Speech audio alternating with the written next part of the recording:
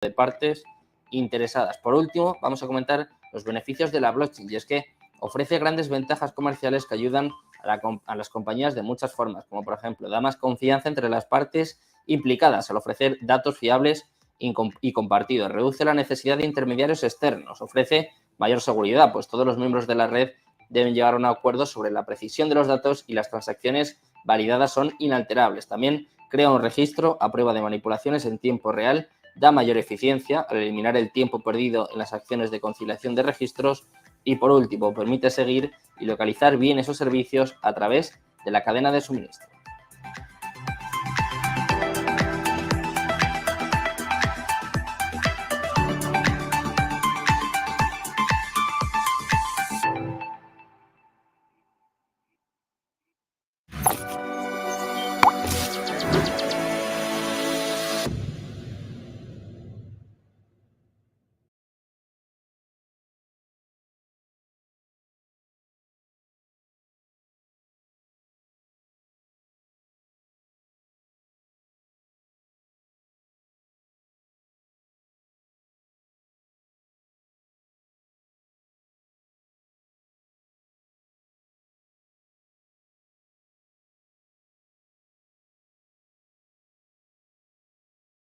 More dependent on China.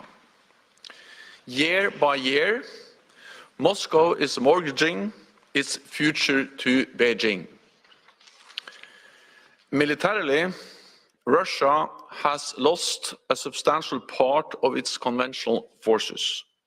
Hundreds of aircraft, thousands of tanks, and more than 300,000 casualties. Economically, Russia is also under pressure. Oil and gas revenues are dropping. Russian banking assets are under sanctions. Over 1,000 foreign companies have stopped or scaled down their operations in the country, and 1.3 million people left Russia last year. All of this underlines Putin's strategic mistake in invading. Hoy puedes conseguir un iPhone SE si abres una cuenta online para ti y otra para tu hijo. Más info en bbva.es. Ukraine. At the same time, we must not underestimate Russia. Russia's economy is on a war footing. Putin has a high tolerance for casualties, and Russian aims in Ukraine have not changed. Russia has amassed a large missile stockpile ahead of winter, and we see new attempts to strike Ukraine's power grid and energy infrastructure, trying to leave Ukraine in the dark and cold. I welcome that allies are continuing to strengthen Ukraine's air defenses. Last week, 20 NATO allies agreed to form an air defense coalition for Ukraine. This will help protect Ukraine's armed forces and cities and save Ukrainian lives. We are now transforming NATO's comprehensive assistance package into a multi-year program of assistance, helping Ukraine to transition from Soviet era to NATO equipment and standards, and make their forces fully interoperable with ours. We also discussed Ukraine's path to NATO membership. Allies agreed that Ukraine will become a member of NATO. Estamos escuchando un día más a Jens Stoltenberg, secretario general de la OTAN. Está hablando sobre Rusia, sobre la guerra que sigue teniendo lugar en Ucrania y dando datos un tanto controvertidos. Dice que la economía rusa está empezando a sufrir el impacto de la guerra. Hay que recordar que está creciendo cerca de un 3% cuando Europa no crece más de un 1%. Así que, bueno, estos datos se pueden poner cuanto menos en duda. También está hablando de las bajas que está sufriendo el ejército ruso, según el propio Stoltenberg, unas bajas que están empezando a acusar. Habla de miles de tanques que ha perdido el ejército ruso y dice pues, que Putin tiene mucha tolerancia a estas bajas, un poco como insinuando que prácticamente le da igual. Está hablando también en este caso de la membresía de Ucrania por parte de la OTAN. Dice que los aliados están de acuerdo, pero como viene diciendo durante las últimas semanas, emplaza al final de la guerra para que esta membresía, esta adhesión de Ucrania a la OTAN puede hacerse oficial. Seguimos pendientes, empieza el turno de preguntas a Jens Stoltenberg. Why would Ukraine be able to implement these now when it focuses on fighting a war? And what, if any, timeline was decided on these reforms to be enacted? I'm actually impressed by Ukraine's commitment to implement reforms to modernize their society in the midst of a full-scale war. And we have seen that they have implemented changes in the legislation. They have made concrete changes, not least in the fight against terrorism. They are in the process of setting up and overhauling the system for defense procurement in close coordination with NATO, and also modernizing their intelligence services. These are just a couple or three examples of how actually Ukraine is changing, adapting, and stepping up, not least in the fight against against the corruption, but also in overhauling their system for procurement of defense equipment. This is important for Ukraine because it helps them to be a stronger country fighting Russia as an aggressor, but it also helps them to move closer to NATO membership. And therefore, one of the messages, one of the important topics we addressed at the meeting today was how could NATO allies work even more closely with Ukraine on these reforms, and also how we can use the NATO-Ukraine Council to ensure the full implementation. And we have agreed a work program and substructure under committees under the NATO-Ukraine Council to ensure that we follow up concretely on the reforms and the modernization of the Ukrainian society. And a timeline, sir? When would these reforms need to be undertaken? Many of them are already, implemented, and this is an ongoing effort. We have seen concrete steps from the Ukrainian authorities in the fight against corruption. Decisions has been taken, so this is ongoing, and things they are in the process of implementing. We'll go to Ukrainian media in the second row here, please. Olga Krylov, Частная News Agency, Ukraine. Secretary General, currently Ukrainian pilots are trained in Romania to operate and maintain F-16 fighter jets. Is it possible now to outline the time frame for the actual supply of fighter jets to Ukraine, and what factors or obstacles affect this process at this point? Thank you. Well, I welcome, of course, the decision by NATO allies, Denmark, the Netherlands, Norway, to deliver F-16s. I welcome the fact that training of F-16 pilots have already started. Seguimos escuchando a Jens Stoltenberg, secretario general de la OTAN, que sigue dando cuenta, sigue dando parte de la situación de la guerra en Ucrania. Ya les contábamos que hace apenas unos minutos estaba aludiendo a cómo está dañando la economía rusa, cómo el ejército ruso empieza a tener y empieza a acusar algunas bajas, y ahora sigue hablando de la adhesión de Ucrania en la OTAN, diciendo, bueno, pues que cada vez está más cerca, y de hecho apunta que ya han acordado un programa de trabajo para completar la adhesión de Ucrania, pero eso se dice que esta adhesión no se va a ejecutar de forma ilegal, como viene recordando, pues en todo caso tendrá lugar después de la guerra, cuando termine el conflicto entre Rusia y Ucrania. Seguimos escuchando a Stoltenberg. Of course, F-16s will make a difference. They will strengthen Ukraine's capacity to inflict losses on the Russian invading forces, and F-16s will also help to further strengthen Ukraine's air defenses. At the same time, I think we need to now realize that there is not a silver bullet, not a single system that by itself will change fundamentally the situation on the battlefield.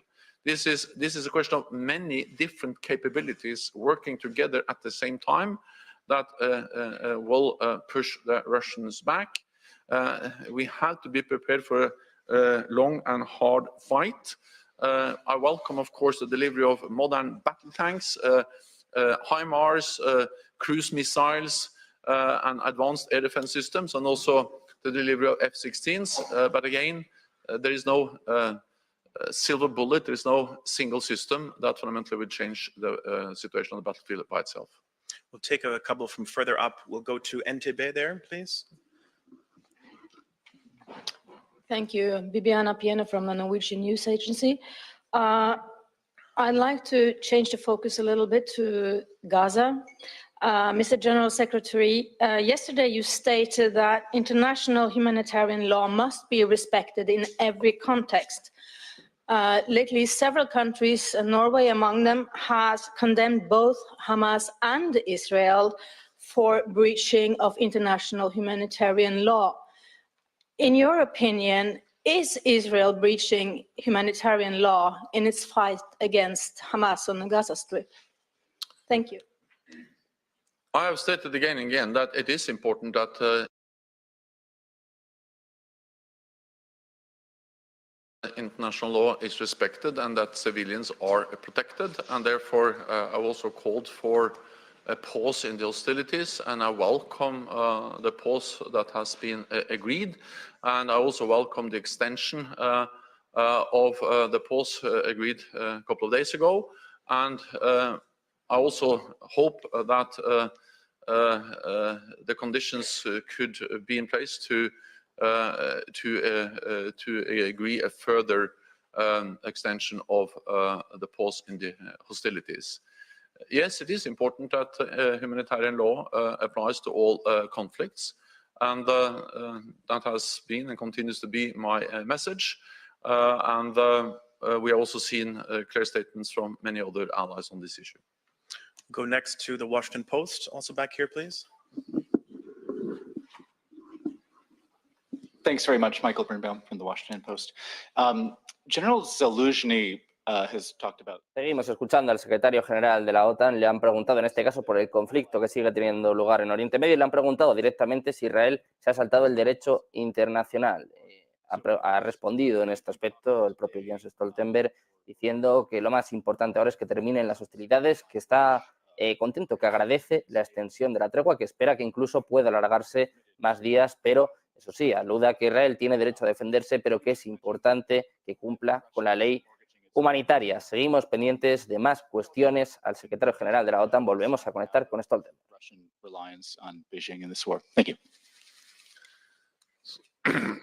We see the economic reliance. We see how Russia becomes more and more dependent on China for financing, for commodities, and also for key commodities for their defense industry. And also the fact that Russia is not not able to export energy in the same way they did before to Europe, which was their main and most important market, not least for natural gas. That makes them even more dependent on China. So yes, year by year, Moscow is mortgaging their future to Beijing, and this is one of the examples of how Russia is becoming more and more weak economically as a result of this war. Then I think we need to realize that yes, we haven't seen significant changes in the front line over the last months, but there is intense fighting going on. And of course, military achievements can be measured in many different ways. It can be measured in square meters. And of course, then what we saw last year was that the Ukrainians were able to liberate enormous or big, significant parts of their territory, pushing back the Russians from roughly 50% of what they occupied at the beginning of the war. So that was a big gain measured in square kilometers or square meters. But there are other ways of also measuring military gains for the Ukrainians. The fact that they've been able to have deep strikes destroying key Russian capabilities, including fighter jets, heavy bombers, helicopters. The fact that they have been able, without actually a real navy, to push back the Russian Black Sea Fleet all the way to Novorossiysk, and thereby also enabling the fact that they now can transport grain on ships out from Odessa and through the Black Sea. That's a huge gain, Seguimos escuchando a Stoltenberg, le siguen preguntando sobre la guerra de Ucrania y ahora está apuntando de nuevo el propio secretario general de la OTAN a la economía de Rusia. Dice que debido a este conflicto y también a la extensión del mismo, que Rusia ya no es capaz de exportar la misma cantidad de energía y dice que esto le está haciendo cada vez más dependiente de China. De hecho, apunta a que Moscú está anexionando su futuro al de Beijing y por eso, dice el propio Stoltenberg, que cada vez es más débil económicamente. Seguimos pendientes de Jens Stoltenberg aludiendo, hablando, dando parte de la guerra de Ucrania. Their skill, but also, of course, with modern weapons from NATO allies, the Storm Shadows, the cruise missiles from the United Kingdom, advanced air defense systems, and many other types of weapons are able actually to inflict heavy losses and also then achieve military gains in the fight against the Russian invaders. Got time for a couple more. We'll come to Jan Happ in row 4 here, please. Just wait for the microphone, please. Thanks. I'm Jung Lee from Yonhap News TV, South Korea, and I saw your statement on the military satellite launch of North Korea, and also North Korea and Russia is deepening its military cooperation. Was this issue mentioned during this meeting? Thank you. So what we have seen, and that also demonstrates the weakness of Russia, is that they are more and more dependent on countries like North Korea and Iran for weapons delivery. North Korea has delivered military support, including ammunition, to Russia. And Russia and North Korea are working more closely together. Then we also saw the launch of the military satellite. This is something we condemn because it's in clear violation of UN Security Council resolutions, and it also is also part of the nuclear and missile program of North Korea, which is dangerous, irresponsible, and also a clear violation of UN Security Council resolutions. We'll go to ATV in the middle of the 4th row, please. Thank you. Fjaka Vitako from ATV Kosovo. So what is NATO's message on peace and stability after the incident in Banjska Zvečan, where a Kosovo police officer was killed? And do you see the association of Serb majority municipalities as the right step for Kosovo to feel secure from future possible attacks like the other one during September, but also the stability and security in the entire Western Balkans? Thank you. Also, over the last few months or the last year, we have seen some serious incidents of violence in Kosovo. I just visited Kosovo, and what we saw this spring was an attack on NATO peacekeepers. 93 NATO soldiers were wounded, some of them life-changing wounds, and that's totally unacceptable. And then we also saw the Banjska incident where actually people were killed. And of course, this is serious. This highlights the challenges we face in Kosovo and the importance of all sides to de-escalate, to refrain from actions that can further increase tensions and refrain from any inflammatory rhetoric that can increase tensions. This is my message. This was my message also in my meetings in Pristina and in Belgrade. The message is that Pristina and Belgrade has to engage in good faith in the EU-facilitated dialogue. Kosovo is an example of how NATO and the European Union are working very closely together. EU is in charge of the diplomatic efforts. We are present with thousands of troops on the ground, and actually as a result of this we have added 1,000 more NATO troops to our presence in Kosovo, to roughly 5,000. I believe that the proposal of an association of Serb majority municipalities could be a way forward to try to find a solution and to make progress within the EU-facilitated dialogue. So yes, that's absolutely something that should be looked into. Time for one more. We'll go to Buka here in the front, please, in the middle.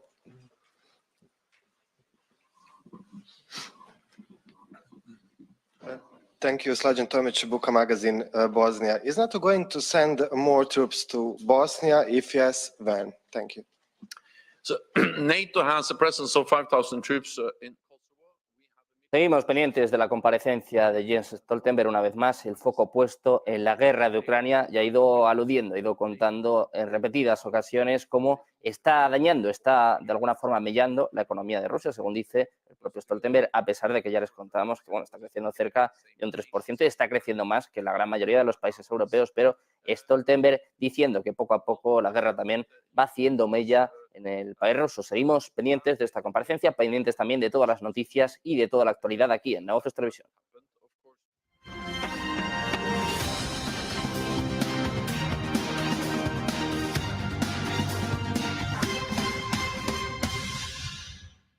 Ya estamos de vuelta en Negocios Televisión, pendientes de toda la actualidad, de todas las últimas horas, pendientes de esta negociación entre Israel y Hamas. Se están apuntando a que van a incluir hombres adultos en el canje de rehenes por presos. Los jefes de los servicios de inteligencia de Israel, Estados Unidos y Egipto buscan en Qatar, en Doha, una nueva extensión del acuerdo que los mediadores árabes quieren convertir en un alto el fuego definitivo. Por su parte, eso sí, el ejército israelí advierte de que está preparado para seguir combatiendo. Seguimos con más noticias, seguimos poniendo el foco en este conflicto en Oriente Medio. El ministro de Seguridad Nacional israelí, Itamar Ben-Gvir, ha advertido este martes que detener la guerra significa disolver el gobierno. Esto es lo que ha expresado en redes sociales en una declaración que se produce en medio de informes sobre el discurso israelí con representantes cataríes, precisamente sobre la ampliación del alto el fuego a cambio de la liberación de más rehenes cada día. Una de las ofertas que al parecer propone Hamas es la liberación de todos los cautivos a cambio de un alto el fuego total. El partido de Ben-Gvir dice que en el caso de que esto se produzca, van a directamente disolver el gobierno y abandonar la coalición.